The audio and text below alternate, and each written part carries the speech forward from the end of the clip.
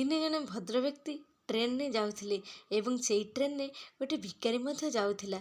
ଭିକାରୀ ଜଣକ ଭଦ୍ର ବ୍ୟକ୍ତିଙ୍କର ବେଶ ପୋଷାକକୁ ଦେଖି ପଚାରିଲା, ଆଜ୍ଞା କିଛି ମିଳିବ? ଧନୀ ବ୍ୟକ୍ତି ଜଣକ କହିଲେ, ତୁମେ କ'ଣ କାହାକୁ କିଛି ଦେଇଛ ଯେ ମୁଁ ତୁମକୁ ଦେବି? ଭିକାରୀ ଜଣକ କହିଲା, ନାଇଁ ଆଜ୍ଞା, ମୋ ପାଖରେ ସେମିତି କିଛି ନାହିଁ ଦବାକୁ ଯେ ମୁଁ ଦେବି। ଧନୀ ବ୍ୟକ୍ତି ଜଣକ କହିଲେ, ପ୍ରଥମେ କିଛି ଦବା ଶିଖ। ତାପରେ ଧନୀ ବ୍ୟକ୍ତି ଜଣକ ଚାଲିଗଲେ। କିନ୍ତୁ ଏଇ କଥାଟି ଭିକାରୀର ମନକୁ ବହୁତ ଆନ୍ଦୋଳିତ କରୁଥିଲା। ସେ ତା ଘରକୁ ଗଲା, କିନ୍ତୁ ରାତିରେ ଶୋଇବାକୁ ଚେଷ୍ଟା କଲା। ରାତିରେ ତାକୁ ନିଦ ହେଲାନି। ତା ପରଦିନ ସକାଳୁ ଉଠି ଷ୍ଟେସନ ପାଖରେ ଥିବା ଫୁଲ ଗଛରୁ ଫୁଲ ତୋଳି ଆଣି ଯାତ୍ରୀମାନଙ୍କୁ ଦେଲା ଏବଂ ଯାତ୍ରୀମାନେ ଖୁସିରେ ଯିଏ ଯାହା ଦିଅନ୍ତି ତାକୁ ମୁଣାରେ ରଖେ। ଆଗ ଅପେକ୍ଷା ତାର ରୋଜଗାର ମଧ୍ୟ ବଢ଼ୁଥିଲା। ଦିନକର ଘଟଣା। ସେହି ଭଦ୍ରବ୍ୟକ୍ତି ମଧ୍ୟ ଟ୍ରେନରେ ଯାଉଥିଲେ। ଭଦ୍ରବ୍ୟକ୍ତିଙ୍କୁ ସେ ଫୁଲଟି ଯେତେବେଳେ ବଢ଼େଇ ଦେଲା, ଭଦ୍ରବ୍ୟକ୍ତି ଫୁଲଟିକୁ ନେଇ ତାକୁ 10 ଟଙ୍କା ଦେଲେ ଏବଂ କହିଲେ, ଯେଉଁ ଫୁଲ ଗଛରୁ ଫୁଲ ତୁମେ ତୋଳି ଆଣୁଛ ତାର ଯତ୍ନ ନେଉଛ ନା ନାହିଁ?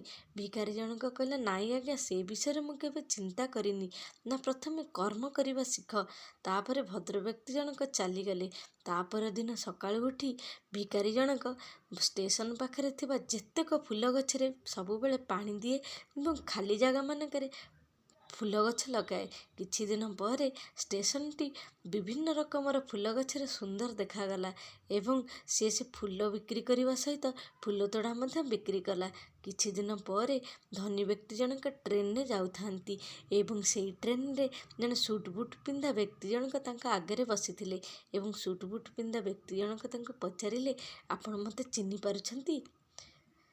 ଭଦ୍ରବ୍ୟକ୍ତି ଜଣକ କହିଲେ, ନାଇଁ, ନା, ମୋର ଆପଣଙ୍କ ସହିତ 2 ଥର ଦେଖା ହେଇଗଲାଣି।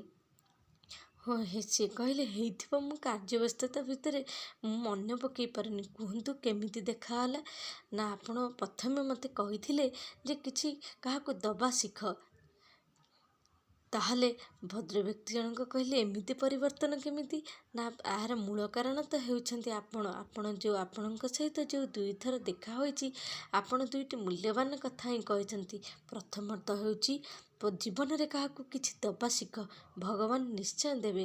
ଦ୍ୱିତୀୟଟି ହେଉଛି କର୍ମ କରିବା ଶିଖ, ଫଳ ଭଗବାନ ଦେବେ।